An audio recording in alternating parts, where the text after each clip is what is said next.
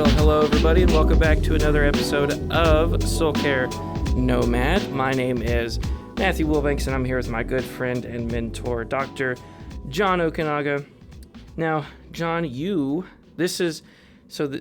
are doing a bunch of recordings in a row for the next couple weeks, so our intros might not be as interesting from this point going forward. But you were at the beach this past weekend. Yes, I was at Corpus Christi for a conference that I spoke at, and it was fun. I mean, they treated us like royalty. Yeah. They even put us up in a beach home, which was cool. The funny part, James thought that was our house. Oh, yeah? Yeah. Yeah. He was like, because we're going back next year, and we said, James will be back, and he was like, so when we going back our new house? And I felt like saying, son, we're not that rich. And he was like, we bring Pua and Lani next time. So that's our two dogs. Yep. So this kid is he's what, 3? Mm-hmm. 3.5. And in the last 8 months, he's been to Hawaii, he's been to Georgia, he's been to Corpus now on an airplane. So he's a little... He's getting his air miles in already. Yeah, he's getting all of his miles, but this kid is just like, he loves airplanes. Mm-hmm. You know, he stares out at the wing, and he's having a blast. Yep. You know, when I grew up, you know, we had one trip every summer we flown in an airplane, and this kid has flown 3 times. And so now when we say, oh, we're going on a trip, he's like, airplane? And I'm like, no, we're just driving out to East Texas. Yep. Yeah. The first time I ever flew in a plane, I was in 2nd grade, and we went and visited my uncle who was stationed out at the Pentagon. So we toured D.C. a bit, mm-hmm. and that was fun. You know, back in the day, it was our first flight, and we all got little American Airlines little pins, little button things, and so it was like, oh, cool. I'm pretty sure those are in some landfill out in East Texas at this point. But it was a cool little thing that we got for that. But yeah, it was fun. Yep. So today we are escaping, kind of talking about the cerebral a little bit. We've kind of tried to do a little bit of practical, but now we're really going to get into it. Today we're going to talk about, Dr. O, your bread and butter of addictions, but more specifically, kind of taking from your book, My Loved One is an Addict, Now What? Mm-hmm. And kind of talking about like some major things that people need to think about when they're helping someone who is going through some sort of addiction. Yeah. Well, they're probably lying to you, and they're probably coming to you asking for money, and you tell them no. I think that's the one struggle that friends and family have. Well, my son is going to be homeless. Well, mm-hmm. Going to be homeless. My son has kids, so you're saying that my grandkids have to be homeless? No. Your son can be homeless, and you take the grandkids in. Mm-hmm. And that's the hard thing. It's navigating how do you love your loved one without contributing to their stupidity. Yeah. And that requires hard choices. Mm-hmm. And but here's the thing. You want to just give them the money because you don't want to be a parent at 60 again. Yep. You don't want to take in the grandkids. So it's a lot easier to just give your kid the money so you don't have to have, screaming 5-year-olds in your house anymore. Mm-hmm. But that's not really helping the situation at all. Yep. It's something that here on campus, Dr. Joe Kreider says in one of his classes. He says sin splatters. Mm-hmm. It gets everywhere. One person's sin, no matter how secret it might be, has some long-term effects. And similar things to any sort of sexual sin, which we'll get to in the few upcoming episodes we're going to do. But there's a lot of things we have to consider that we don't normally think. Our sin does affect other people. Yeah. Whether we want it to or not, that's just the reality of sin, is that it's not just all central focused. It is outward, and it is against and towards other people. Yeah, the issue with, drugs and alcohol is that sin can cost other people their lives as well. Mm-hmm. So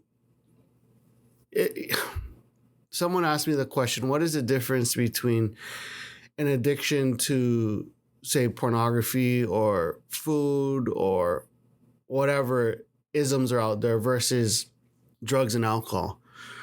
And, the more I've thought about this answer, that question, the answer that why it's different is porn won't cost someone else their life. Mm-hmm. A food addiction or eating too much food, gluttony, will not cause someone else's life to be in danger. But drugs and alcohol, like, Dr. Kreider said, sin splatters is, their drugs and alcohol can cause someone else to die, not just the person who's consuming it, but also loved ones, whether it's drunk driving, whether it's a drug deal gone bad, whether that's going in debt where, you have a drug dealer knocking on your door and hurting someone. Mm-hmm. So in this is where it is a little different than other quote unquote addictions. Yep. That we need to take into consideration. Yep. Because you're looking at not just feelings, you're looking at substances. Mm-hmm. And sure, long-term gluttony can lead to some major health issues and death. Yeah. But it's not immediate. And that's kind of what you're talking about, is that immediacy of danger in it. So that's the one thing is we need to be careful, and we need to, I guess the best thing to do is don't interrogate your loved one, but definitely ask questions. Yeah. And well, you can interrogate them and ask questions, and odds are they're going to lie to you. Right. I think that's something that. So this episode is going to be for the family, and we'll do another one for the addict, I'm assuming. All right. So this one is for the family. See, this is how off the cuff we are. Like, we don't even know I text Matt last night. So what's the topic? Yeah. we don't put much planning into this. No. I don't think we put any planning into this. I mean, I think about it for maybe 5 minutes and go, that sounds about right. Yeah. But, for the family member, if you're interrogating your loved one and expect a bunch of lies to be told to you, especially if they're in active addiction, the likelihood of them being upfront and honest with you is like slim to none. Yep. Like, I'm more likely to go back to my pre-marriage weight next week than that addict is to tell you the truth. Mm. So it's like, how do you discern truth from lies? Default to that they're lying. Mm. The truth would be like, I need help. Yep. And when they come to you saying, I need help, take that as they're not messing around. Because it's hard to admit that you need help with this, because it's admitting that, hey, I have a problem. And a lot of times what we do with our problems is we stick our head in the sand, or we dig a hole and we crawl in it and we put a rock over it because we don't want to deal with it. But if your loved one is coming to you and saying, hey, I want to go get help, sweet. There's various options. Even on our soulcare.io website, we have a list of friends, and we have options for men and women. We have Restoration Ranch, which is for women out in Austin, Texas. And then we have Oak Ridge Discipleship House, which is also in Austin, Texas. And those are two facilities that are free that can help, your loved one get the help that they actually need. Yep. So, but then they're like, oh, I want to go to fancy rehab or whatever. If you have the 30 grand and you want to, 10% chance it's going to work, spend the 30 grand, send them out to California. Yeah. But there are options out there. When you're coming alongside someone who's struggling with addictions, what you need to understand is that they're broken, they're hurting, and that is their life. That is what makes them feel, quote unquote, normal. And by the time you've pretty much thrown your whole life away, if you think they're doing it for fun, it's not fun. The fun ended years ago. They're not doing it because it feels good anymore. They're doing it so they don't feel sick. Yeah. And I think that's a misconception that people have with those who struggle with alcohol or drugs. Oh, they're having a blast. No, they're not. They're actually miserable. they're chasing a high that they'll never be able to attain again. That first hit, amazing. You know that first. No, I actually you don't know. don't, because I I saw don't you know. posted on Derek's Yeah. Facebook the other day. I won the Dare Award because I never did drugs and I got a trophy or whatever. Yeah, I got an award in the for all you nice older people out there. The Dare program in like elementary school, where it was like, drugs are dangerous. I to this day still have no idea what Dare stands for. I don't know what Dare stands for either. What does Dare stand for? I don't even know. Someone says drugs are really excellent or something. Yeah, That's, it's like no. That's not what it is. While Dr. O looks that up, when I was going through it at the end of the year, we had a little like award program, and there was a guy and a girl that got selected for like the outstanding achievement in the Dare program, and I was selected as the guy, which means I guess I was the least likely to do drugs, which is still true. The Dare acronym stands for Drug Abuse Resistance Education. Those are too big of words for me to remember in elementary school. Well, and here's crap, whatever. Dare sucks. It does. Because I remember the commercial, this is your brain on drugs. There was an egg which is in a frying pan. Yep. Our approach is really bad. is to how we handle drugs in America is an abject failure. Mm-hmm. We have spent, let's Google. This is since 1983. Hold on. Always got the date on memory. Since 1983, how much have we spent on the war on drugs? So this is 2021. Mm-hmm. America, and this is from CNBC, America has spent over $1 trillion fighting the war on drugs. Good grief. $1 trillion. Successfully, might I add. No. The United States of America has spent $1 trillion on the war on drugs, and it is an abject disaster. Mm-hmm. And I'll tell you why it's an abject disaster.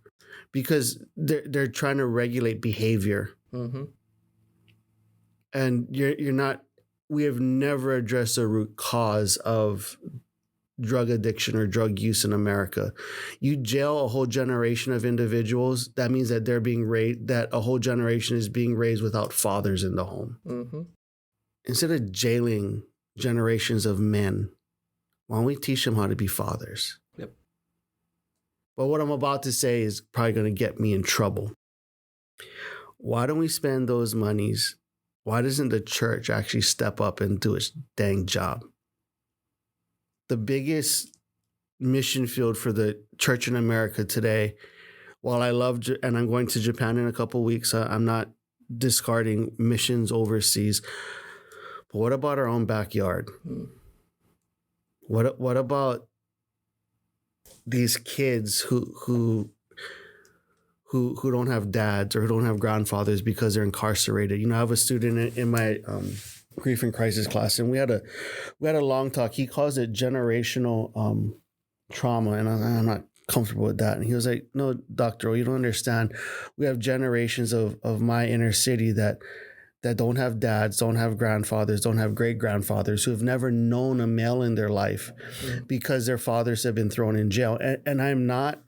Hey, I'm not talking politics here. That's not where I'm going with this. Mm-hmm. But if we keep throwing all these guys into jails and these families are being raised without fathers, there are statistics that prove what happens when there's no father in the home. And we wonder why drug use is rampant. We wonder why crime rates are rampant, is because these kids are being raised with only a mother in the home. And I'm not discounting the role of a mother. Mothers have they do great jobs, but mm-hmm. but God intended there to be a father and mother. Yeah. And we are seeing what happens when there is not a father or mother in home. And and this is a statistic probably from when I did my dissertation. So that was 5 years ago. But I was doing research on how much money we actually spend to incarcerate an individual, and on average, it is between $31,000 to $51,000 a year to incarcerate someone. Just one person. Just one person. Now, murderers, rapists, throw them in jail. I don't want to say throw away the key forever, because one of my friends who's convicted of murder in Hawaii, he was recently released and he's doing great things in Hawaii. So I'm not saying throw away the key. Mm-hmm. But for, drug offenses, drug possession, distribution of drugs, I'm sorry, you're not a distributor of drugs if you have an ounce of methamphetamine on you.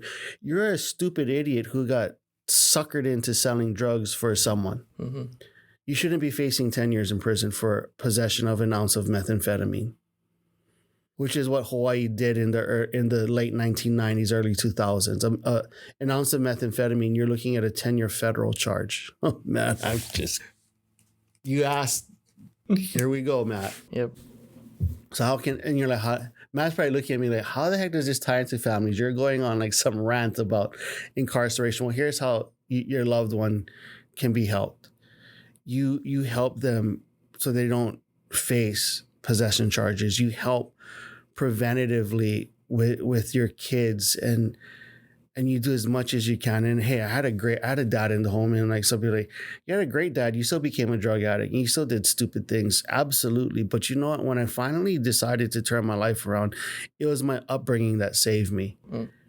It was the fact that my parents had me in church, Sunday morning, Sunday night, Wednesday evening, Friday night, that when I decided to submit to God, I knew truth. Yeah. It wasn't some foreign concept. Like, I had that ingrained in me from a young age. And for those of you, so I'm getting off that tangent. I pulled a Dr. Cat there for a minute. I'm allowed. This is my topic. You raise up your kids right. And I think that's a fear I have for James. And if people are like, why are you so passionate about this? Because my son is being raised in a culture that hates Christ. My son is being raised in a culture where marijuana is readily accepted. By the time he's in school or old enough to have a cell phone or whatever, drugs are going to be everywhere. And people don't want to hear this. The likelihood of marijuana being legalized in all 50 states by the time my son is 13 is high. Mm-hmm. Very high. Not just medically, but recreationally. The likelihood of other hard drugs being legalized is high. Mm-hmm. Now, here's the thing. Portland legalized a ton of drugs. Or was it Washington? Or it was either Oregon or Washington legalized all drugs during COVID. Guess what they decided was a stupid decision? Legalizing all of it. Mm-hmm. So now they decriminalize it. I believe they're going to look at criminalizing it back again, which is wise in my opinion. Man, you got me all riled up, Matt. It happens. For the family member, you have someone who's struggling with addictions. There's hope. Mm-hmm. Because if I could get sober, they can get sober. So what do you do practically? Like, what you need to do is you need to be firm. Mm. You need to set clear boundaries, and Babbler's going to kill me for using that term, boundaries, but you need to set boundaries. Like, you are allowed to come and stay at my home as long as you're not high or drunk. Open up your home. Mm-hmm. Mom, I need $1,000 to cover my rent. No, you can come live under my roof, but while you're under my roof, you're going to undergo periodic drug testing. You're going to do all that stuff. There are rules to live under my home. Mom, I'm 30. That's embarrassing. All right, suck it up. Come home. I need money to pay for my car. No, you don't. It's gonna get repoed. All right, sucks to be you. There's a bus. And those are some tough decisions you have to make. I actually have a contract for families that are dealing with an addicted loved one, and if anyone wants that, reach out to Matt and I can get you guys that contract, what that actually looks like in practice. But then all right, where do they get help? Well, what are some options for help? So options for help is you have an inpatient route, usually expensive, but like I mentioned earlier, there's Oak Ridge Discipleship House and Restoration Ranch in Texas for women, free. But if you have the money, now here's the flip side. of why those more, places that cost money might be better. You have not better care, because I know the workers at both of those facilities, excellent care. Mm-hmm. But the client to counselor ratio is going to be higher at places like that. Eventually, not right now, the client to counselor ratio at those places are perfect, in my opinion. But if they continue to get clients because I keep sending them people, eventually they're going to need help, or they're going to max out. Yep. The options for getting off campus or getting off the location at the more expensive treatment centers, obviously you have more options there on amenities and whatnot. Actually, Oak Ridge Discipleship House has their own gym on site. Mm-hmm.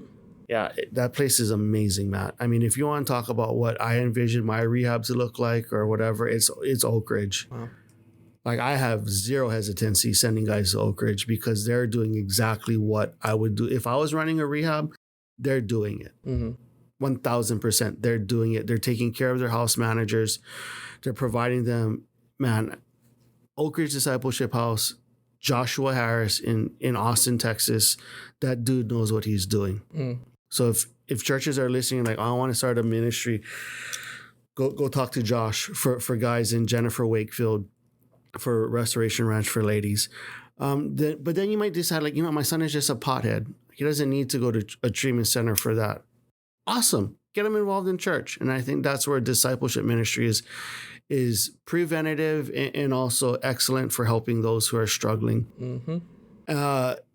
Now, I need to throw this. I should have started with this. If your loved one is struggling with alcohol or benzodiazepines, they need to do a medical detox. Why? Because those two are things where someone can die from a detox. Mm-hmm. Now, cocaine, heroin, methamphetamine, not fun, but you can detox them on a couch. You just might have, poop stains because they poop themselves or puke everywhere, but you don't need to send someone for a detox, for a medical detox for those.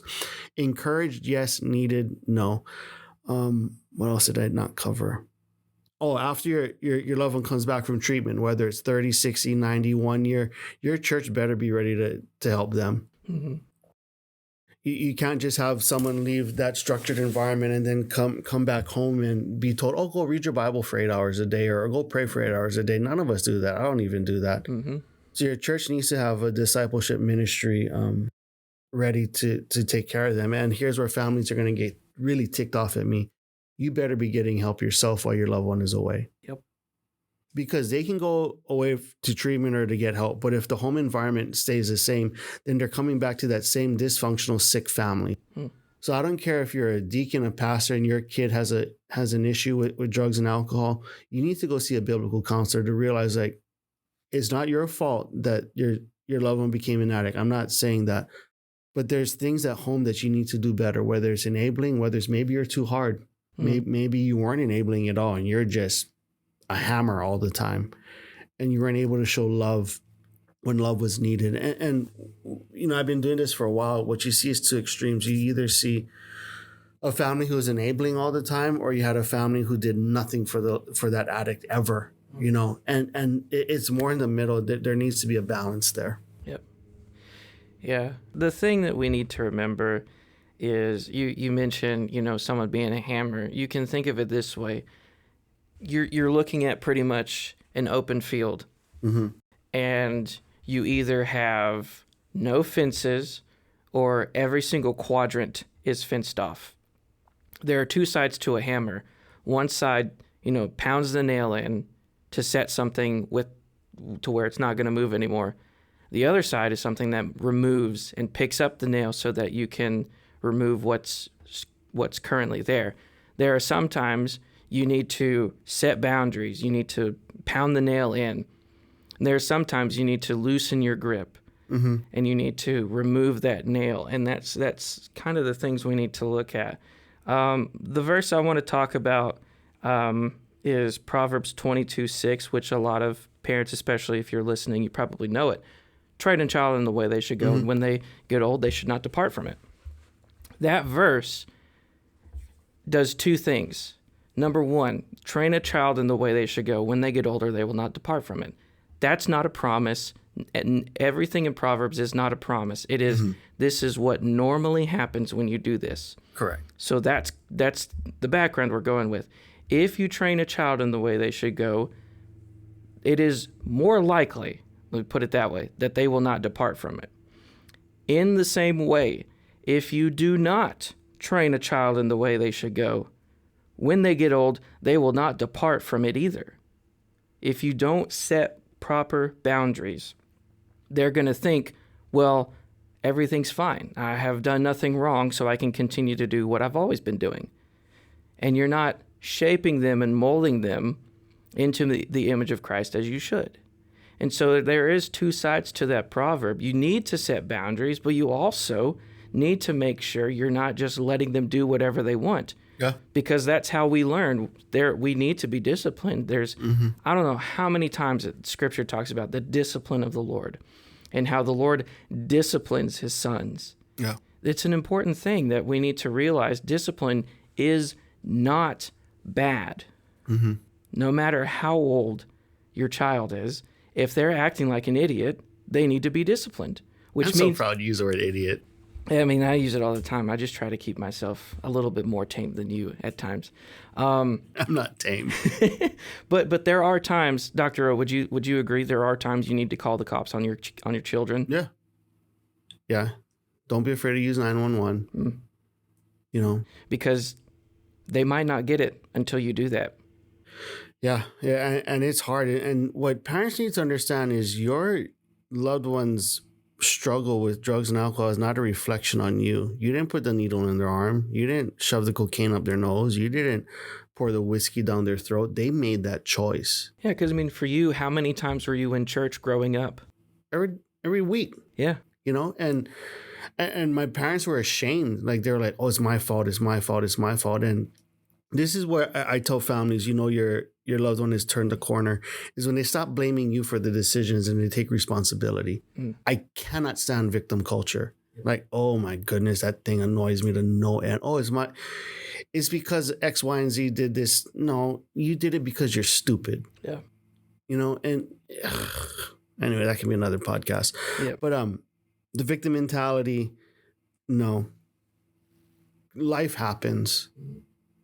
Life happens, and what do you do with life? Do you blame it on the man, or do you blame it on whatever? No, you made a stupid choice. Own it and move forward. So what I tell families is, you know, your loved one has turned the corner when they say, "Mom, Dad, I'm sorry." Growing up, life wasn't perfect. You weren't perfect, but it was my decision to do the drugs and alcohol, and I apologize. And I've seen it every time someone gets to that point where they stop blaming others for their actions. They take personal responsibility. It's amazing, the growth. It's like I mean, if you're not seeing this, but it's like a slow progression, and then boom. And it's like a rocket. Once that individual takes personal responsibility, because they're no longer looking behind, they're like, nope, this is where I'm at today. I made these stupid choices. What can I do to move forward? And once that's able to happen, they're no longer looking behind them. That's when the growth happens. Yep. Now, very quickly, a couple things that the church can do. So there's a family in your church that has an addict. Very quickly, what are a couple things? For me, as a youth minister, what I would do is I have an open door policy on my office, a lot like you. If you want to come talk to me, I don't care what I'm doing. I'll set it aside. Yeah. Unless I'm recording, then, those are scheduled and I'm working with other people. But for the most of the part, like, I want students to know that I'm here to talk to them. That's why I got my Master of Arts in Biblical Counseling, because I wanted that opportunity to be open. And there are lots of things that sometimes just opening your door at church can do so much. Yep. And what does it look like? It might look like, you have a meal during the week. It might look like you have, just some time that you don't have any sort of like, meeting or something, but you just have a gathering just saying, because I mean, that was one of the things that a church in California had for you, is they had, the services for specifically for addicts. Yeah, and that's my struggle. Should we be siloed in our sin? No, we shouldn't. there should be a progression, not progression. There should be a moving from, being in that service to the broader church. Yeah. But here's the reality. Most churches don't want them. Mm-hmm. They don't. They smell bad. They look bad. They look different. They're tatted up more than, well, not tatted up more than me, but I mean, that's the reality. And it's hard. Yeah. It takes so much time. But the beauty of that church was it wasn't siloed. That just was the church. Mm-hmm. It wasn't, we have a recovery ministry and then we have regular church. It was like, no, this is for everyone. It just attracted addicts because they felt safe there. And imagine if we actually function as a church is supposed to be, not just having people who look like us or tithe like us or whatever, but we're welcoming we're just as welcoming to the rich billionaire as we are to the poor, broke college kid. Man, it's almost like James said something along the lines of show no partiality or something. I might be taking a shot in the dark here. Well, don't say anything stupid. Don't embarrass the school. Yep. We have children's ministers and we have high school ministers and then we have couples ministries. We have senior adult ministers. Where's a college minister? I'll tell you why. Because a college kid is broke. Mom and dad are no longer mom and dad's responsibility. College kids don't tithe because college kids don't have money. Yeah. And I argue that that's the one that you need the most attention on. Yep. Because once they leave and talk to Dr. Ross, talk to Dr. Williams, once those kids leave at 18, guess what? They don't come back. The statistics of someone accepting Christ, the older they get smaller and exponentially smaller, which is why it's such an incredible thing that I've been able to witness senior adults get baptized and just go, wow, that's incredible. Cool. Or for someone to be on their deathbed and to realize they have wasted their entire life, but for the few moments they have left, they recognize the power of God in that moment. Yeah, never stop evangelizing because my grandparents came to know the Lord in their 80s. Well, my grandpa was this is my dad's dad. He came to know the Lord in his late, 2 days before he died. And then my grandma, she came to know the Lord in her 70s as well. Yep. So it's important that we have ministries for the broken, which is everybody in church. It's hard to look at, especially if you're, I'm walking into this situation, but it's still the same. You're First Baptist. This is the pristine church in town. This is where, my grandfather went, so this is where I'm going to go. We have to recognize that people are broken in a lot of different ways. Yep. Sometimes they're addicts. Sometimes they're jerks. Sometimes they're liars. Yep. Sometimes they're all three. But it's important to realize the church is for the believer, but it is to welcome unbelievers. Yep. And the problem is it's very easy for a church to be for the believer and very unwelcoming for outsiders. And that's something we have to work around. That's not something we're going to get to in a single episode because we'd be sitting here for 4 days straight trying to discover and figure out ways. But we don't want to do that. That's the practical side. If you're a church leader listening to this is something that Dr. O said in his class lots of times as well. Shepherd your people. Yep. Whoever walks in the door, shepherd them well. Yes. Does that mean you might have to approach ministry in a different way just to make sure that they are known and seen? Yes. Does that mean you might have to give up a lunch meeting with a group of pastors just so you can minister to a broken person? Absolutely. What a novel concept. Because it's almost like, I don't know, all these things come to mind that sound like they're scripture. It's almost like, when Jesus was talking about, there's a shepherd who loses a sheep and he, just stays with the 99 and lets the other one go. Oh, wait, no, never mind. That's wrong. He goes and he finds the one lost sheep and brings it back. And that one lost sheep is probably broke. Yep. Like it sounds like we're trying to be mean, but honestly, it's just it's hard for me to look at the church and go, "Yep, we're doing great. We couldn't possibly do anything better."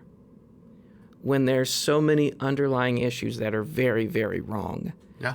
And it's our job as ministers to do that. And so that's kind of what this episode was for. We're not saying the drug addicts are the most broken of broken people. They're one of. They're one of. There are lots of times you have people in churches that struggle with sins you never knew. Yeah. Because they're trying to put on a face. Yeah, I guess we're probably coming to an end because I looked at our time hole. We went way over. If you're that family member and you have a loved one who's struggling, there's hope. Yep. I wrote a book, My Loved One is an Addict Now What? It's on Amazon. Don't buy it. Just email us and I'll give you a free PDF copy. Like, I didn't write that book I don't write books to make money. I actually lose money, after everything. But if you want that book, and maybe why I'm so flippant with today's episode is when people call me for addiction advice, I'm like, read this book and call me if you have any questions. And I've given that book away probably like a couple hundred times, and I've only had like 3 families call me back. Mm-hmm. The book is pretty comprehensive. Actually, you know what? Let's do this right now. I'm going to upload it right this second. Is it available? I think it's available on our website. I had to buy that for class. Did I? Yeah. I had to buy that book for my class. That sucks for you. Yeah. I will post it by the time this whatever is posted. If you go to soulcare.io under downloads, I will have it for free. Wow. It's self-published, right? Yeah, self-published. I can do it. Good. I don't want you to subvert your publisher. Oh, my other one? Yeah, I'm a horrible salesperson. So I was speaking at the conference this week, and I was like, I've written coming up on 4 books now. Yep.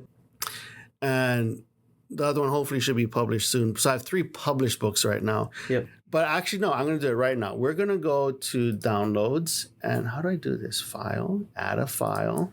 So as Dr. O uploads that to the website, you'll be able to find it there. And I'll put a link in the description to that specific book. So if you ever have questions, that book is very, very thorough, especially the first chapter. I was very uncomfortable reading about how drugs are taken and all the side effects and everything, because there's a reason I'm not a medical doctor, because I get a little squeamish at stuff like that sometimes. Boom, posted. Good. So we will link that in the description, and all the rest of our stuff is down there. The website, the email. Thank you so much for listening to Dr. O's ramblings on drug addicts and how we need to do a better job. Thank you so much for listening to Soul Care Nomad, and we will see y'all in the next one. Yeah, be good, don't be stupid. Bye, everybody.